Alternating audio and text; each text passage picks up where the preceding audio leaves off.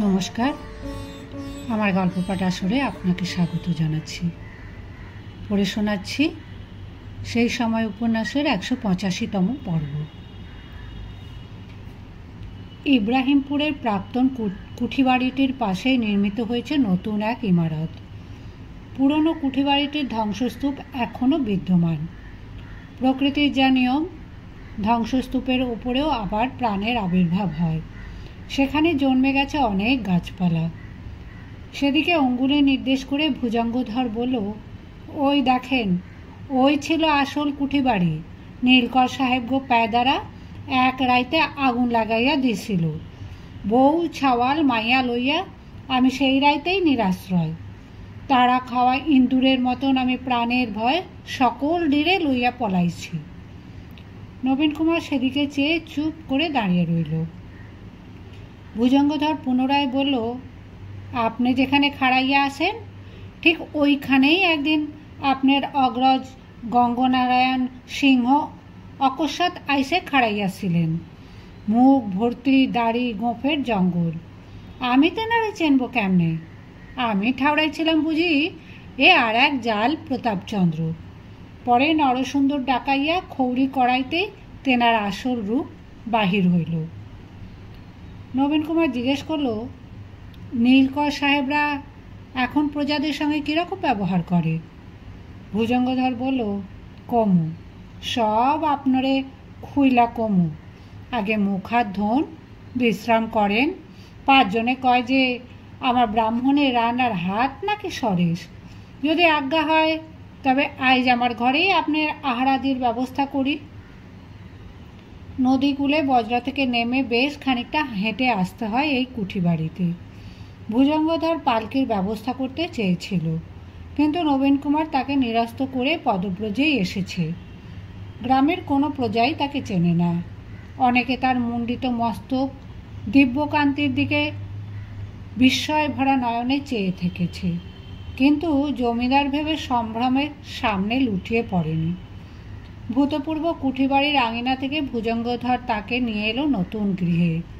তার মধ্যে একটি কক্ষের দ্বারে তালা খুলে ভুজঙ্গধর বলল, এই দেখেন, ব্যবস্থার কোনো ত্রুটি রাখি নাই। এ ঘরের খাট, আলমারি, তোষক, বালিশ, বিছানা সবই নতুন।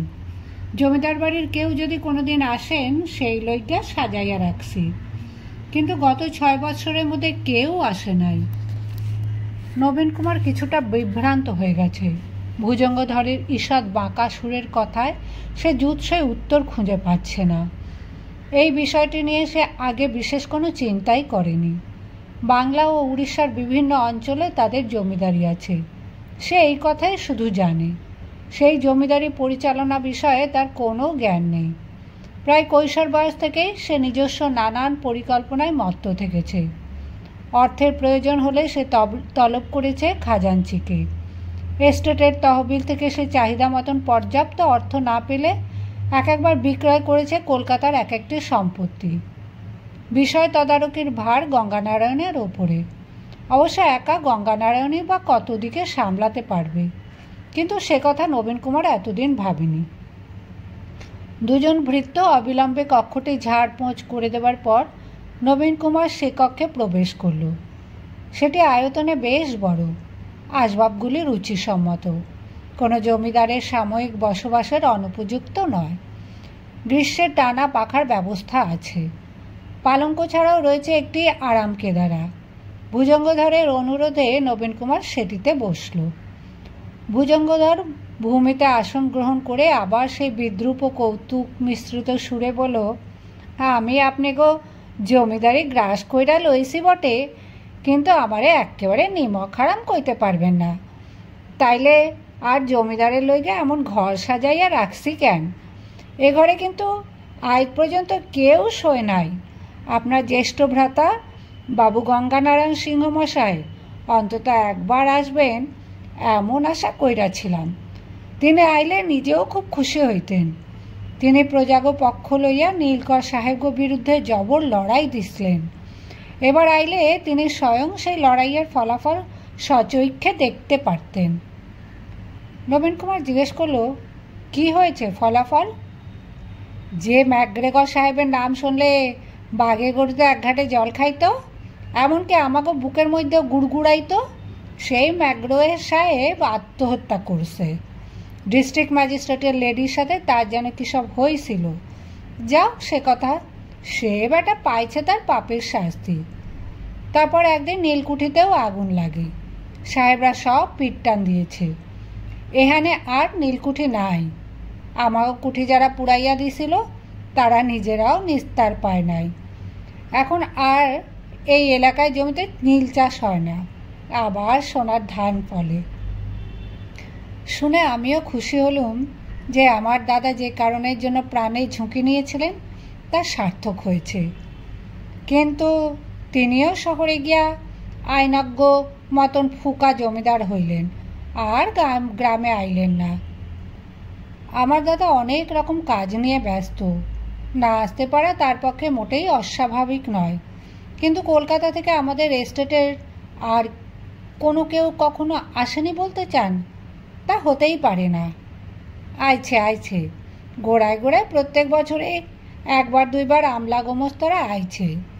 আমি তাকে হাঁকাইয়া দিছি। ওই দিবাকরই তো আইছিল 3 বার। আমি তারে কইছি, যা বেটা, ফের এদিকে আইলে তোর মাথা ফাটাইয়া দিমু। আমাদের প্রতিনিধিকে কেন আপনি হাঁকি দিয়েছেন তা জানতে পারি কি? নিশ্চয়ই জানতে পারেন। দিছি, আবার খুশি।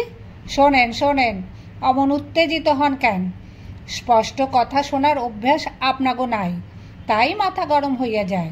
শোনেন, আমি যদি হই শিয়াল, তাহলে আপনাকে ওই আমলা গোমস্তারা হইল কুমোর, অর্থাৎ আপনারা যারে কন কুমির।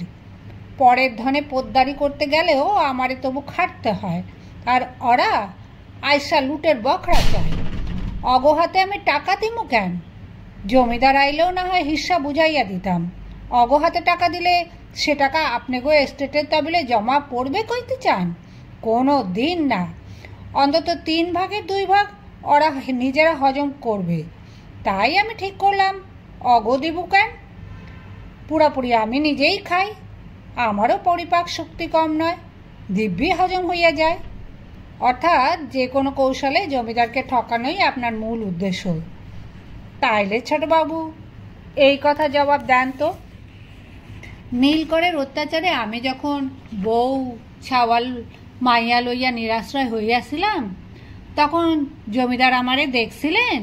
জমিদার একবারও কি চিন্তা করছিলেন যে আমি কোথায় থাকুম, কি খামু, আমি মরলুম না বাঁচলাম? হ্যার কেউ খোঁজ নিছে? এই যে কি সাংঘাতিক আকাইল গেল, গ্রামে প্রত্যেকটি ঘরে ঘরে হাহাকার, তখন প্রজাগো একটু কি সাহায্য করছে জমিদার? সেসব যদি না করে, তবু আমি জমিদারের গোমস্তা আইলেই তার পা ধোয়ানোর জল দেয়া খাতির করুম, আর তার হাতে টাকার থলি তৈলা দিমু। অন্য সব জমিদাররা মহালে নিয়মিত আসে বলতে চান? যারা আসে না তাগো জমিদারি আইজ না হোক কাইল লাটে উঠবেই। আপনার পিতামহ নিয়মিত আসতেন, আপনার পিতার ঠাকুরও যৌবনে আসছেন বেশ কয়েকবার।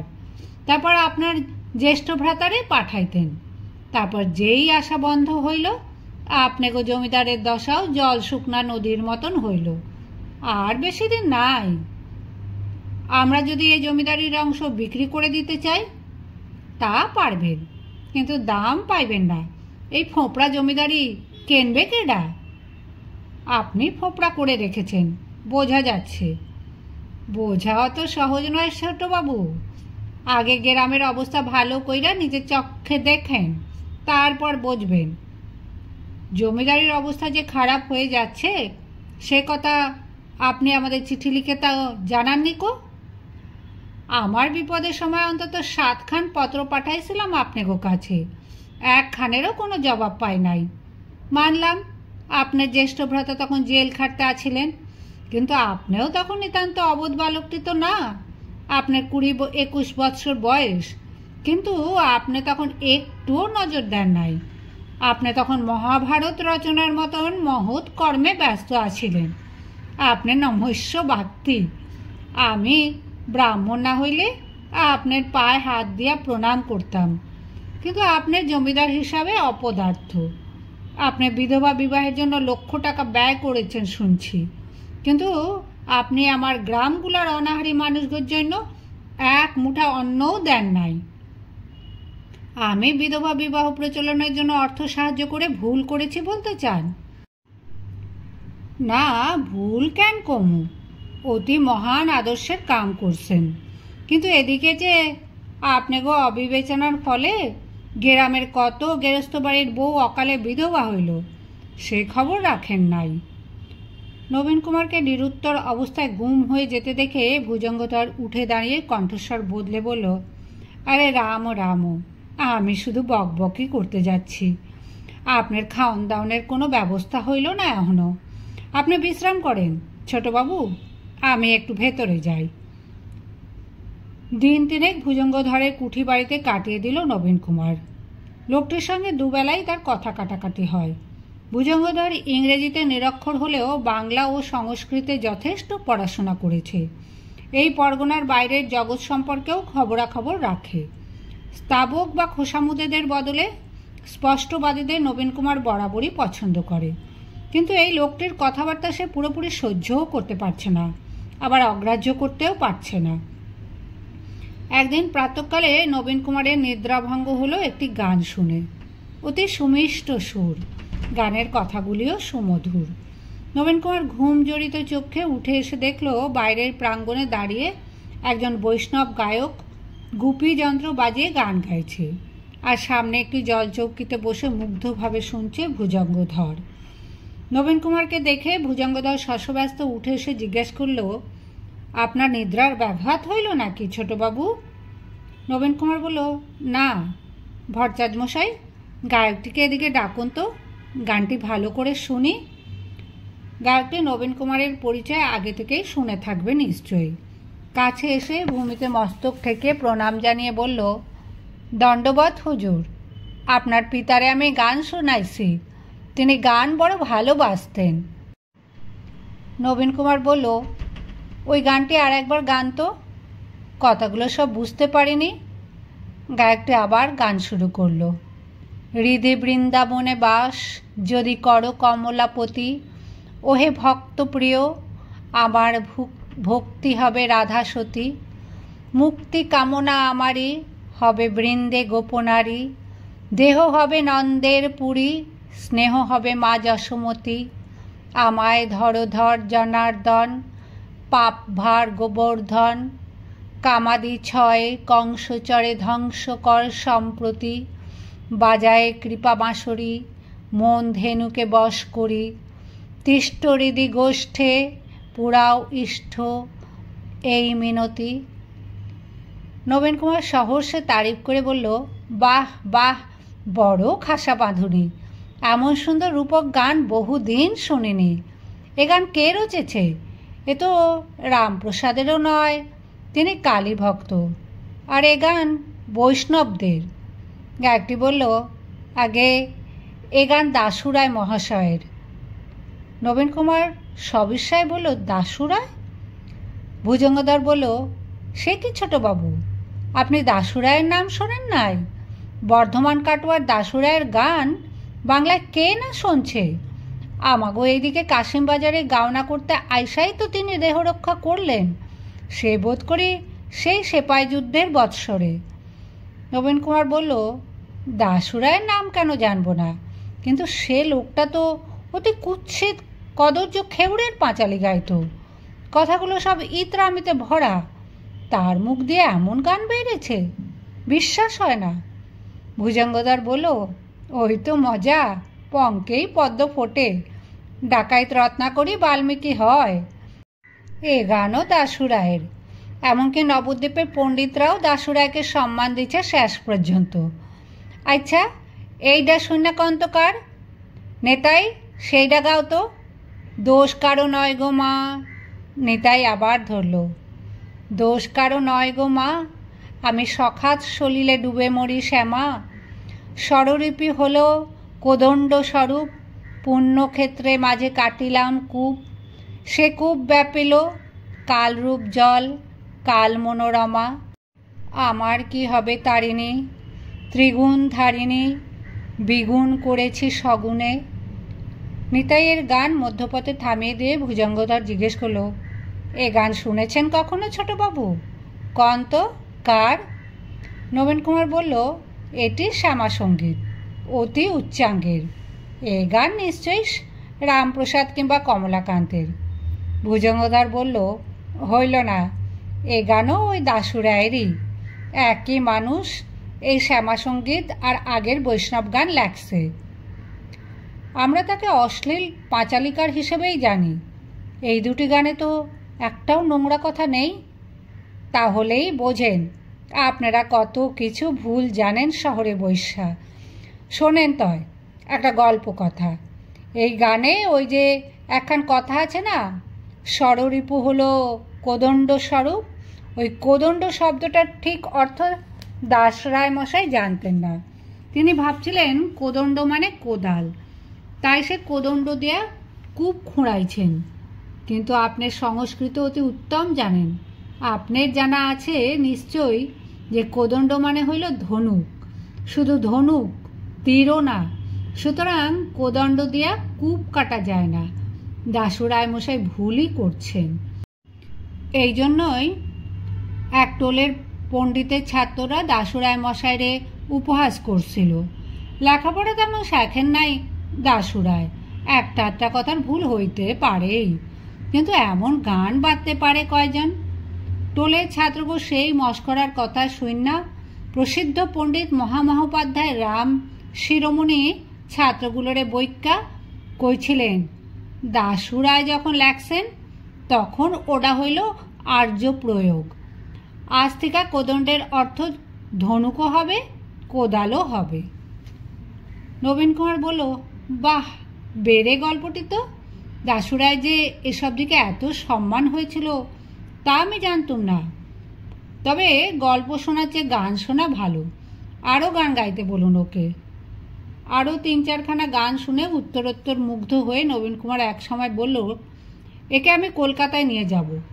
এমন চমৎকার এর সুরেলা কণ্ঠস্বর, শহরে গেলে এর যোগ্য সমাদর হবে।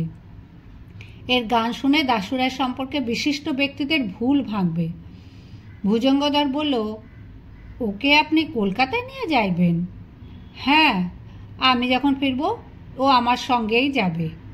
বাহ, অতি উত্তম প্রস্তাব। নিতাই চাঁদের কপাল খুইল্লা গেল। কিরে নেতাই, ছোটবাবুর সাথে কলকাতায় যাইবি? নিতাই চাঁদ গান থামিয়া হাত জোর করে দাঁড়িয়ে আছে। লোকটির বয়স অন্তত 60 হবে। কেশ বিরল মস্তক, মুখখানি খুব সরু। তার আকৃতিতে কেমন যেন একটা শালিক পাখির ভাব আছে। গায়ে একটি নামাবলি। ভুজঙ্গধরের প্রশ্ন শুনে সঙ্গে সঙ্গে সে সম্মতিসূচক ঘাড় নাড়ল। তারপর বলল, তেমন সৌভাগ্য আমার কি হবে? ভুজঙ্গধর বলল, তুই ছোটবাবুর নেক নজরে পইরা গেছোস, তোর আর চিন্তা কি? আজ যাইতে কইলে আজই যাইবি? নিতাই চাঁদ বলল, নিশ্চয়, আমার তো পিছুটার নাই। কোনোদিন রেলগাড়িতে উঠি নাই, বড় শখ একবার রেলগাড়িতে যাই, আর কলকাতায় গিয়া একদিন বরফ খামু। বরফের কথা অনেক শুনছি, কোনো কালে চৈক্ষে দেখি নাই। জীবনে যদি এই স্বাদটা মিটে। ভুজঙ্গধর হাসতে হাসতে বলল, দেখলেন দেখলেন ছোটবাবু, ও এক কথায় রাজি, একেবারে এক পায়ে খাড়া। এই নেতাই বৈষ্ণবরে আমি কতকাল স্তক দেখতে আছি, কোনো কালে এই 2-3খান গ্রামের বাইরায় যায় নাই, আর আইজ আপনার কথা শুই না অমনেই কলকাতায় যাইতে চায়। নবীন কুমার বলল, আমি কলকাতায় নিয়ে গিয়ে ওর গান সবাইকে শোনাবো। এমন সুকণ্ঠের অধিকারী হয়ে শুধু শুধু গায়ে পড়ে থাকবে কেন? ভুজঙ্গধর এবার বিচিত্র মুখভঙ্গি করে বলল, গ্রাম থেকে সব ভালো ভালো জিনিস যদি আপনারা শহরে লইয়া যান, তাহলে আমরা কি লইয়া থাকুন? শহর থেকে কিছু ভালো জিনিস ছিটে ফোঁটা গ্রামে পাঠাইতে পারেন না? নবীন কুমার বলল, এটাই এ যুগের রীতি ভট্টাচার্য মশাই। সুযোগ পেলে সব গুণী জ্ঞানীরা শহরে যাবেই, কারণ শহরে টাকা আছে। টাকাই তো মধু। টাকা যে কত বড় মধু তা আমি জানি, কিন্তু ছোটবাবু, শহরে সেই টাকার যোগান দেয় কে? এইসব গ্রামের টাকাই শহরে যায় না? গ্রামই হইল গিয়া দেহ, এই দেহ সব রক্ত যায় শহর নামের মস্তিষ্কে। কি ভুল কইতাছি? তবে আপনারাও এই কথাটা ভুলবেন না যে মানুষের হৃৎপিণ্ডটা থাকে দেহর মধ্যেই, মস্তিষ্কে না। গ্রামই দেশের প্রাণ। নবীন কুমার নিজ গাত্র থেকে শালটি খুলে নিতাই চাঁদকে শিরোপা দিল।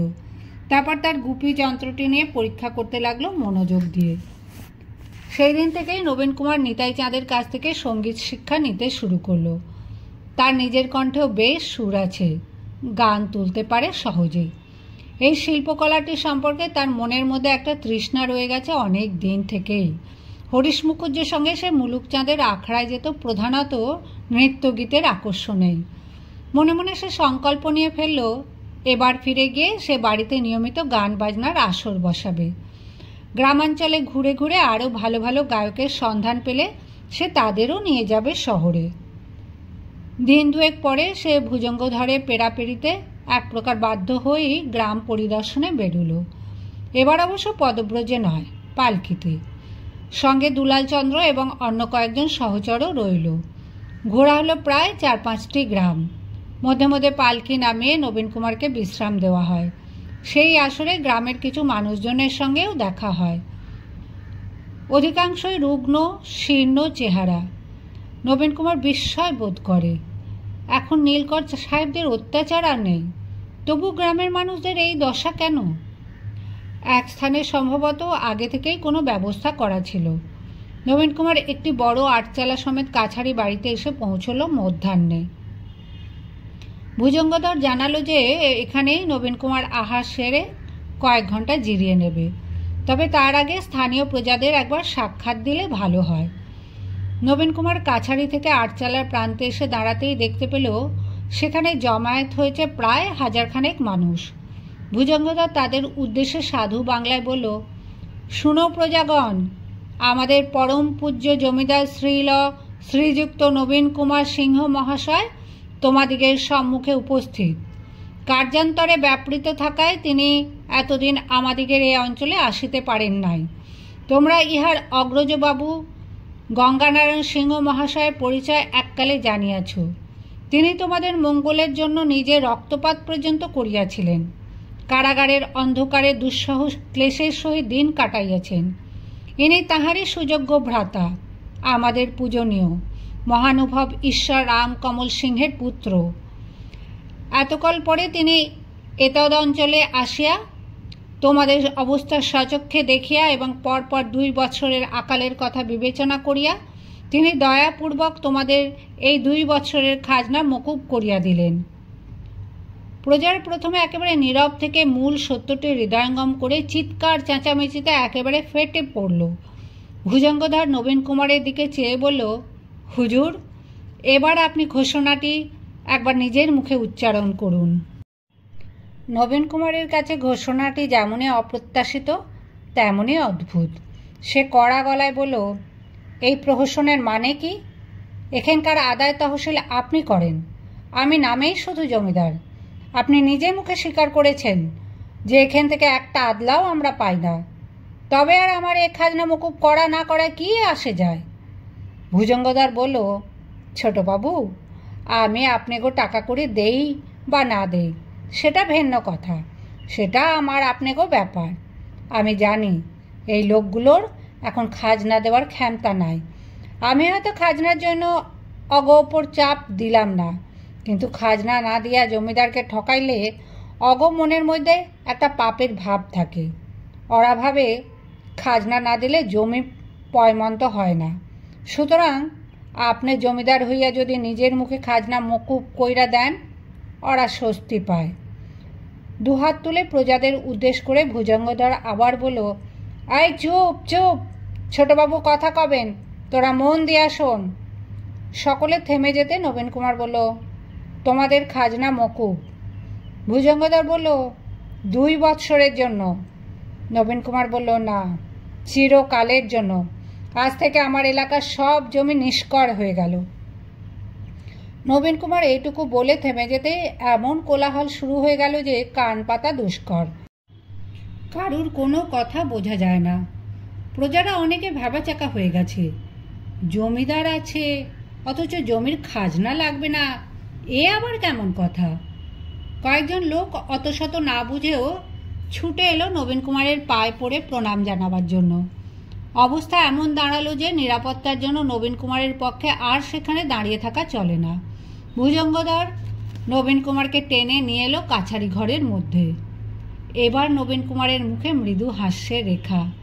ভুজঙ্গধরের চোখে স্থির দৃষ্টি রেখে সে কৌতুকের সুরে বলল, কেমন জব্দ করলুম আপনাকে?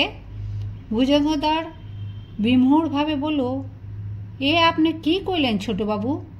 চিরকালের জন্য খাজনা মকুব? তা কখনো হয় নাকি? এ তো পোলাপানগো মতো কথা। নবীন কুমার বলল, আপনি ভেবেছিলেন আপনি নিজে চিরকাল আমাদের জমিদারি রোজগার হজম করবেন? সে পথ মেরে দিলুম কিনা? ভুজঙ্গধর বলল, কিন্তু সরকারের ঘরে তো আপনাকে বৎসর বৎসর ট্যাক্স জমা দিতে হইবে ঠিকই। যদি কোনো আয় না থাকে তাইলে সে দেখা যাবে খন। নবীন কুমারের ঘোষণায় বিরাট এক বিভ্রান্তি ও বিশৃঙ্খলা সৃষ্টি হলো। ইব্রাহিমপুর পরগনায় অনেকগুলি গ্রাম।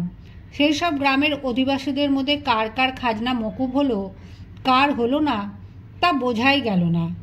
যেসব প্রজা সেদিন উপস্থিত ছিল জমিদারের সামনে, শুধু তারাই কি সুবিধে পেল? এর মধ্যে আবার কিছু এলাকা ছিল নীলকরদের কাছে ইজারা দেওয়া। সাহেবরা চলে যাওয়ার পর চাষিরা আপন মনে চাষ করে চলেছে বটে, কিন্তু জমি ইজারা মুক্ত হয়েছে কিনা তাই বা কে জানে। নবীন কুমারের পক্ষে আর ইব্রাহিমপুরের কুঠিবাড়িতে টেকাই অসম্ভব হয়ে দাঁড়ালো। দলে দলে লোক ধেয়ে আসছে। তারা প্রত্যেকে নিজের জমির খাজনা বিষয়ে জমিদারের মুখ থেকে আশ্বাসবাণী শুনতে চায়। সে এক অসম্ভব ব্যাপার। নবীন কুমারের স্নান আহার করারও সময় নেই, কারণ এইসব অবোধ মানুষগুলি এক কথা বারবার বুঝিয়ে বললেও বোঝে না। গ্রামে গঞ্জে ঢাক পিটিয়ে জমিদারের বার্তা জানাবার জন্য ঘোষক পাঠানো হলো। কুঠিবাড়ি ছেড়ে নবীন কুমার আশ্রয় নিল বজরায়। সেখানেও তার সঙ্গী রইল ভুজঙ্গধর। বজরা ভেসে চলল কোনো নির্দিষ্ট গন্তব্য ছাড়াই। দিনে মাত্র একবার কোনো জনবিরল স্থানে থামে। ভুজঙ্গধরের কাছে প্রায় সর্বক্ষণ সে গ্রামের জীবনযাত্রার খুঁটিনাটি বিষয় শোনে। এ যাত্রার প্রারম্ভে সে উদ্বুদ্ধ হয়েছিল প্রকৃতি প্রেমে, এখন তার আগ্রহ জীবন্ত মানুষ সম্পর্কে। ইতিমধ্যেই নবীন কুমার সিদ্ধান্ত নিয়েছে সে ইব্রাহিমপুর থেকে নবদ্বীপ পর্যন্ত একটানা পাকা সড়ক সে নিজ ব্যয় নির্মাণ করে দেবে। পথের যোগাযোগের অভাবে গ্রাম্য পণ্য মার খায়। একদিন মধ্যাহ্নে নদীর দক্ষিণ তীরের একটি গ্রামে বহু লোকের বিপন্ন হাহাকার শোনা গেল। মানুষজন ঘর বাড়ি ছেড়ে পালাচ্ছে। নবীন কুমার সেদিকে বজরা ভেড়াতে বলতেই ভুজঙ্গধর নিষেধ করল। ওই পারে সুখচরের জমিদারের এলাকা। ভুজঙ্গধর বলল, আপনার পক্ষে ওখানে পদার্পণ করা মোটেই উচিত হয় না। ওই দেখেন আর এক লাহামের জমিদার, ওনার ন্যায় 5খানা হাতি লইয়া গেরামে আসে। যেসব দুষ্ট প্রজা খাজনা দেয় না, তাগো বাড়ি হাতির পায়ের গুঁতায় গুঁড়াইয়া দেয়। সেই জন্যই সুখচরের জমিদারের বাড়িতে সব সময় টাকা ঝমর ঝমর করে। সেই টাকায় বাবুরা কলকাতায় বাইজি নাচায় আর পায়রা ওড়ায়। মন্দিরও বানাইছে 2-3 খান। একটু হেসে ভুজঙ্গধর জিজ্ঞেস করে, ছোটবাবু, আপনি কলকাতায় মন্দির বানান নাই? নবীন কুমার সে প্রশ্নের উত্তর দেবার প্রয়োজন বোধ না করে অন্যমনস্কভাবে বলে, সরকারি চোখে আমরা এখনও ইব্রাহিমপুরের জমিদার, আপনি আমাদের নায়েব। এখন থেকে আপনি নিয়মিত মাস মাইনে পাবেন। আপনার ওপর অনেক কাজের ভার দেব। প্রতি 2খানা গাঁ অন্তর স্কুল বানাতে হবে। আকালের বছরে বিনা সুদে চাষিদের বীজ ধান আর খোরাকি ধান দিতে হবে। আর ভুজঙ্গধর বলল, কলকাতায় ফিরা গেলেই সব বুইলা যাবেন জানি, কিংবা বিধু মুখিজা এখনো বাইচা আছেন না, তিনি সব ঘুরাইয়া দিবেন। নবীন কুমারের বজরার হাল ভেঙে পড়ায় মেরামতির জন্য এক স্থানে থামতে হলো। টানা প্রায় 5 দিন বজরায় বসে থেকে হাত পায়েও খিল ধরে গেছে। নবীন কুমার নেমে একটু ঘোরাঘুরি করতে চায়। স্থানটি ইব্রাহিমপুর সদর থেকে অনেক দূরে। সম্ভবত নবীন কুমারের আগমন বার্তা এত দূর এসে পৌঁছয়নি। ভিনকুড়ি আর ধানকুড়ি নামে পাশাপাশি 2টি গ্রাম। গতকাল এক পশলা বৃষ্টি হয়ে গেছে বলে গাছপালা আরও বেশি সবুজ। বাতাস খুব সুখপ্রদ। দুলাল ও ভুজঙ্গধর সমভিব্যাহারে নবীন কুমার হাঁটতে হাঁটতে চলে এলো অনেকখানি। তাদের পশ্চাতে ছোট একটি কৌতূহলী দলের ভিড় জমেছে। সেদিকে মন না দিয়ে নবীন কুমার সঙ্গীদের সঙ্গে কথা বলতে বলতে চলেছে। একটি তাল গাছের নিচে বহুকাল আগে অগ্নিদগ্ধ একটা কুটিরকে ঘিরে আগাছার এক জঙ্গল জন্মে গেছে। সেখান দিয়ে যেতে যেতে অকস্মাৎ মনুষ্যকণ্ঠের ঘর ঘর শব্দ শুনে নবীন কুমার থমকে দাঁড়ালো। সেই জঙ্গল ভেদ করে বেরিয়ে এলো একজন। অনেকটা মনুষ্যাকৃতি হলেও সে মানুষ না বন্যপ্রাণী তা সহজে ধরা যায় না। তার পরনে কোনো সুতির বস্ত্র নেই। কয়েকটি গাছের ডাল তার কোমরের ঘুনসির সঙ্গে বাঁধা, বুকে মুখে মাটি মাখা। অন্তত 25-30 বছর সে কোনো ক্ষৌরকারের সংস্পর্শে যায়নি। লোকটি এগিয়ে এসে সেই দলটির দিকে স্থির নেত্রে তাকিয়ে রইল। গ্রামবাসীদের কয়েকজন বলে উঠল, সাবধান বাবুরা, ওর কাছে যাবেন না। নবীন কুমার জিজ্ঞাসা করল, কে এই লোকটি? গ্রামবাসীরা জানালো যে এই লোকটির নাম ত্রিলোচন দাস। একসময় কয়েক বছরের খাজনা বাকি পড়ায় জমিদারের লোক লস্কর এসে ওর বাড়ি পুড়িয়ে দেয়। সব কিছু এখনও সেই অবস্থাতেই আছে। নবীন কুমার জিজ্ঞেস করল, এখানে কাদের জমিদারি? ভুজঙ্গধর তাড়াতাড়ি বলে উঠল যে এটাও ইব্রাহিমপুরের মধ্যেই বটে, কিন্তু এই ঘটনা তার আমলে নয়। এই ঘটনার কথা সে জানে। ভুজঙ্গধর নায়েবি করছে গত 20 বছর। তার আগেকার নায়েব উদ্ধব নারায়ণের নাম শুনলে এখনও অনেকে ভয়ে কাঁপে। প্রজাদের ঘর বাড়িতে অগ্নিসংযোগ করা ছিল তার শখের ক্রীড়া।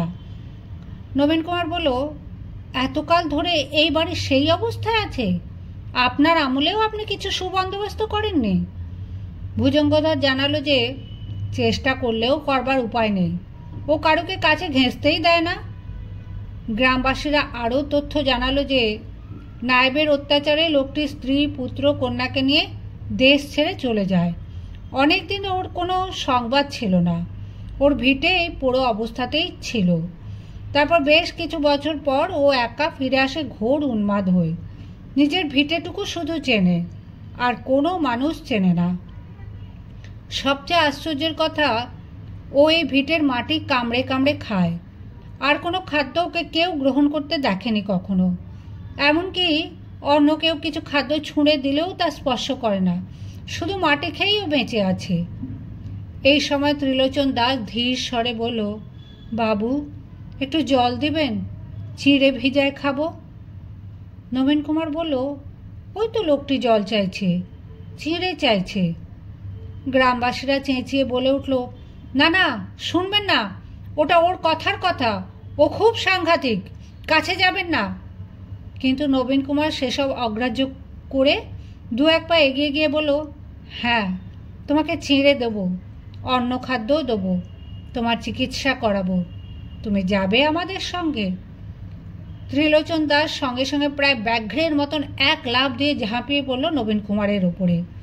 কেউ কিছু বোঝবার আগেই দেখা গেল নবীন কুমার ভূতল শায়ী, আর ত্রিলোচন তার বক্ষস্থল কামড়ে ধরেছে। সকলে মিলে হুড়োহুড়ি করে যখন ত্রিলোচন দাসকে টেনে তোলা হলো, তখন দেখা গেল তার মুখে নবীন কুমারের পোশাকের একটি টুকরো সমেত এক খাবলা মাংস। তার প্রভুর এই দশা করেছে দেখে দুলাল ক্রোধে অধীর হয়ে তৎক্ষণাৎ লোকটির চুলের মুঠি ধরে ফেলে দিল মাটিতে, এবং তারপর তার হাত ও পা সমানে চালাতে লাগলো। অন্যরাও যোগ দিল তার সঙ্গে। অল্পক্ষণের মধ্যে এই উন্মাদ ত্রিলোচন দাস দুলালের প্রহারে খুন হয়ে গেল। ভুজঙ্গধরের ক্রোড়ে শায়িত নবীন কুমার তখন সংজ্ঞাশূন্য। তার ক্ষতস্থান দিয়ে ভলকে ভলকে রক্ত বেরিয়ে আসছে।